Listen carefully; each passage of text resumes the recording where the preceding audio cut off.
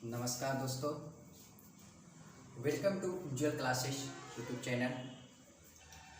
आज मैं परमाणु संरचना, आपका केमिस्ट्री का एक टॉपिक है परमाणु संरचना, जिसको इंग्लिश में एटॉमिक स्ट्रक्चर बोलते हैं। परमाणु संरचना लेके आए हैं एटॉमिक स्ट्रक्चर। देखिए, सबसे पहले परमाणु क्या होता है बच्चों, परमाणु के बारे में समझ लीजिए आप लोग। परमाणु होता क्या है? तो हम लोग परमाणु बोलते हैं पदार्थ का सूक्ष्मतम कण परमाणु है। तो पदार्थ का सूक्ष्मतम, तो सबसे पहला शब्द तो आ गया पदार्थ क्या है।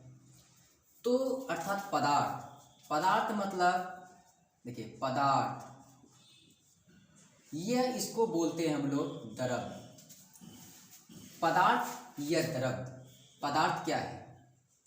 दुनिया में जितने भी वस्तु आप खुली आंखों से देखते हैं, छूते हैं, महसूस करते हैं, ये सारी वस्तुएं पदार्थ है। ये सारी वस्तु क्या है? पदार्थ है, जिसका दूसरा नाम होता है द्रव। द्रव नहीं, द्रव्य। एक द्रव होता है द्रव, इसका मतलब लिक्विड होता है, और ये द्रव मतलब पदार्थ, मैटर। तो देखिए, दुनिया के जितनी भी वस्तु हैं दुनिया में, ये सारी चीज को छूने अर्थात महसूस करने वाले वस्तु पदार्थ कहलाते हैं। यूं कहें किताब के शब्दों में, तो जिसमें भार होता है, आयतन होता है, आकार होता है, ये सारे चीज जिसमें होता है, ये सारे गुण जिसमें होता है, उसको पदार्थ कहते हैं। अब देखिए, जैसे ईंट पदार्थ है। अब एक एग्जाम्पल के तौर पे हम चौक ले लेते हैं। मान लें ये चौक है। अब इस चौक को हम तोड़ते हैं। अब इस चौक को तोड़ते हैं, इसको इतना तोड़े खंडित करते जाएंगे, टुकड़े टुकड़े में विभाजित करते जाएंगे, इसको तोड़ते जाएंगे। एक समय ऐसा आएगा कि ये चौक टूटेगा नहीं, अर्थात वो अंतिम कण तक पहुंच जाएगा।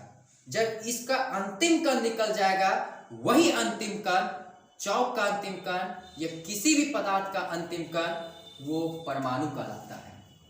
क्या कहलाता है? परमाणु कहलाता है। यानी कहने का अर्थ ये हुआ कि पदार्थ का सूक्ष्मतम कण, पदार्थ का अंतिम कण परमाणु कहलाता है।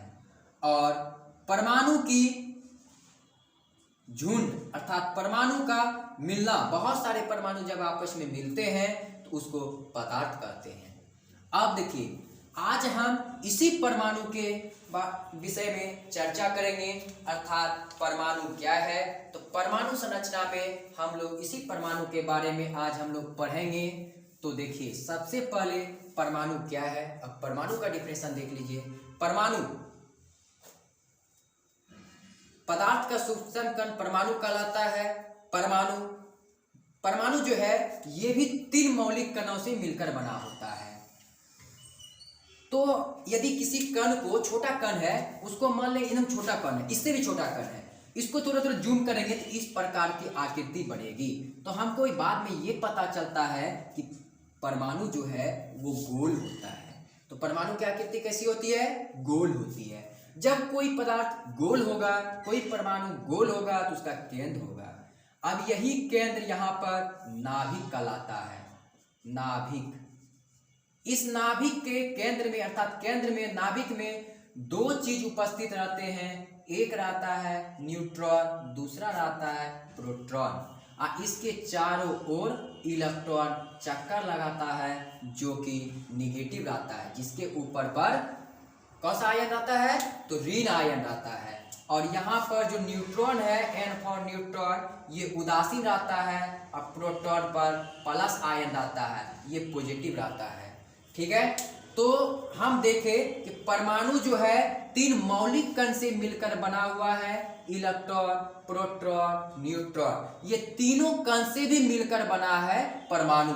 जब परमाणु इतना छोटा होता है, तो ये सारे कण भी कितना छोटे होंगे, आप तर्क लगा सकते हैं। अब देखिए, आज हम बताएंगे ये तीनों कणों के बारे में। अब ये तीनों कणों में जो यहाँ पर देखते हैं नाभिक है, नाभिक के ये चारों ओर एक ऐसे स्तर होता है जिसका नाम है ऊर्जा स्तर, या यूं कहें इसी को कक्षक बोलते हैं। ठीक है, अर्थात ये सभी ऑर्बिटलों में इस तरह से ये ऑर्बिटल टाइप सा ये बना हुआ रहता है। जिस प्रकार से ब्रह्मांड में तारे घूमते रहते हैं, बहुत सारे ग्रह घूमते हैं, उसी प्रकार से ये इलेक्ट्रॉन जो है इसके चारों ओर चक्कर लगाते रहते हैं। ठीक है, तो आज परमाणु संरचना में सबसे पहले हम बताएंगे कि इलेक्ट्रॉन, प्रोटॉन, न्यूट्रॉन और परमाणु भार किस प्रकार से निकालते हैं। तो सबसे पहला तत्व जो है आप लोग जानते हैं, अभी तक में वर्तमान में 118 तत्वों का खोज हो गया है। तो सबसे पहला एक केस उत्पन्न आता है कि तत्व क्या है।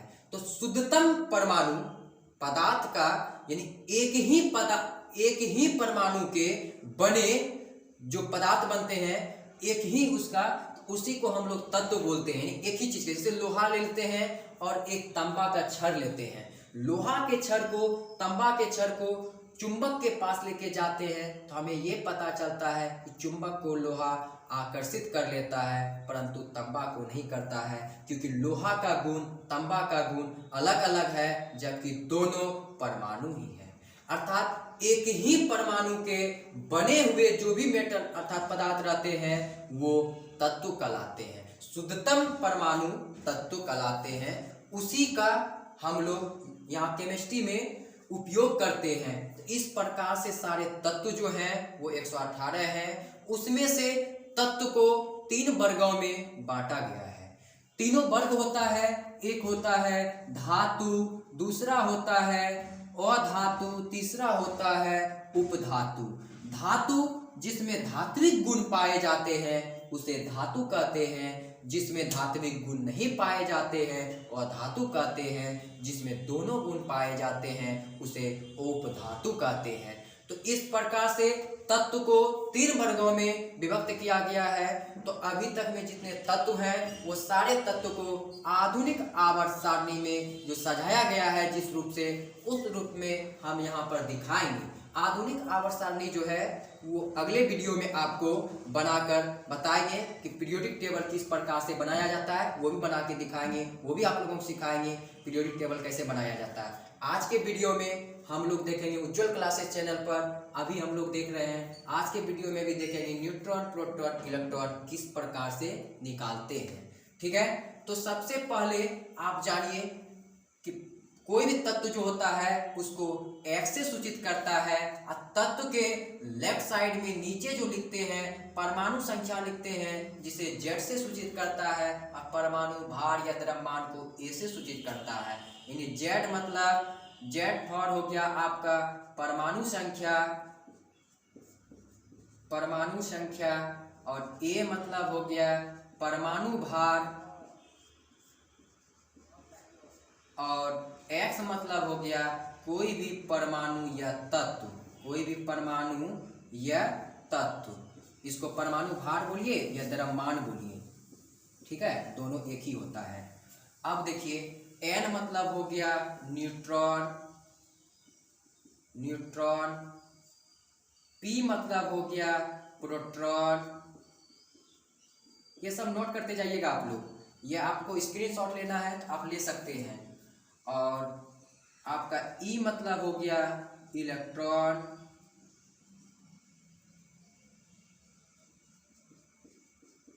ठीक है, इलेक्ट्रॉन। ये सब जो होता है सबका संकेत है, इससे इसको सूचित करते हैं। अब देखिए जैसे एग्जाम्पल में यहाँ पर ले लेते हैं, जैसे सोडियम का संकेत को X से, तो यहाँ सोडियम का संकेत Na होता है, और इसकी जो परमाणु संख्या होती है वो 11 होती है। इसका भार जो होता है वो 23 होता है। तो आपको भार निकालने भी अभी सिखाएंगे 1 से 20 तक में, कि भार कैसे निकाला जाता है वो आपके अगले वीडियो में बताएंगे। अभी आपको न्यूट्रॉन, प्रोटॉन, इलेक्ट्रॉन बता देते हैं, फिर अगले वीडियो में भार निकालने सिखाएंगे, आपको इलेक्ट्रॉनिक विन्यास निकालने सिखाएंगे, संयोजकता निकालने सिखाएंगे, किस प्रकार से सारा चीज निकालते हैं, एक ही वीडियो में सारा चीज बता देंगे। अभी आपको न्यूट्रॉन, प्रोटॉन, इलेक्ट्रॉन, भार, संकेत ये सब निकालने सिखा देते हैं।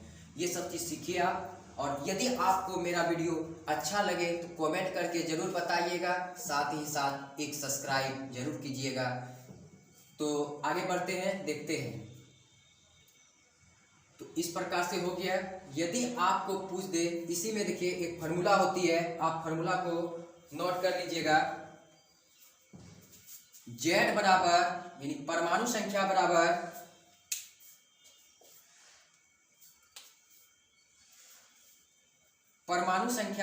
यानी Z बराबर होता है P बराबर E, यानी परमाणु संख्या, प्रोटॉन की संख्या और इलेक्ट्रॉन की संख्या आपस में बराबर होते हैं। इसको नोट कर लीजिएगा। दूसरा फॉर्मूला होता है आपका भार निकालने के लिए। तो भार निकालने के लिए जो फॉर्मूला होता है उसको देखिए।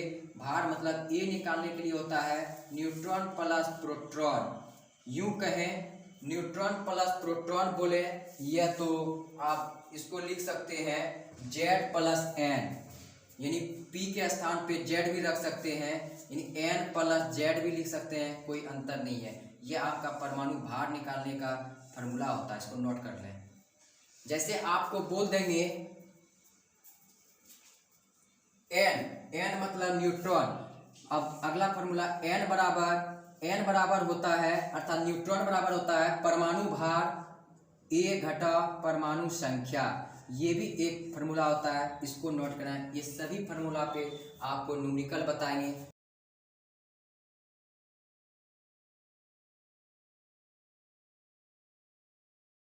देखिए, किसी तत्व के एक न्यूमेरिकल है, किसी तत्व के परमाणु के नाभिक में, कोई भी तत्व है, अब कौन सा परमाणु है हमको नहीं मालूम है, उसके नाभिक में 11 प्रोटॉन है और 12 न्यूट्रॉन है।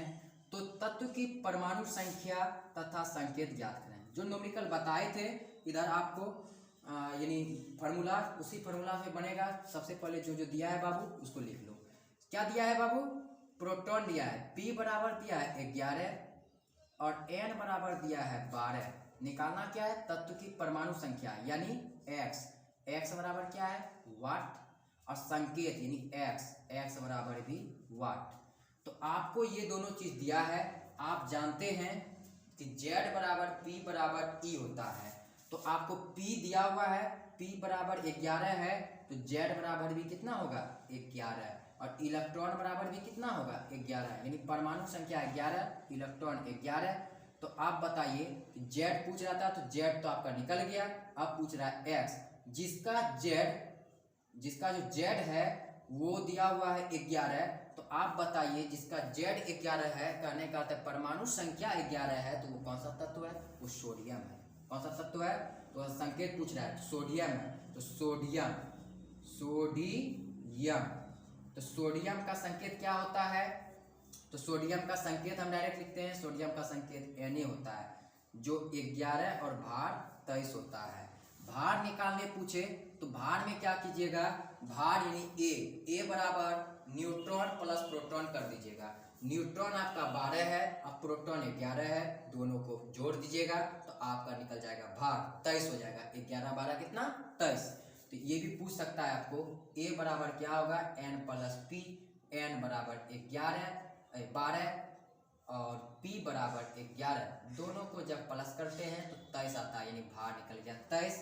इस प्रकार से आपका संकेत पता चल गया, भार पता चल गया, परमाणु संख्या पता चल गया, इलेक्ट्रॉन पता चल गया, न्यूट्रॉन पता चल गया, प्रोटॉन पता चल गया, आपका ये सारा चीज पता चल गया। संकेत क्या है, यहाँ पर आपका संकेत भी पता चल गया, यानी Na है। तो इस प्रकार से आप न्यूमेरिकल ये सभी फार्मूला पर बैठाकर आप बना सकते हैं। यदि आपको मेरा वीडियो अच्छा लगा मित्रों, अच्छा लगा दोस्तों, तो आप हमारे चैनल उज्जवल क्लासेस रतनगंज को सब्सक्राइब करें और कमेंट करके जरूर बताएं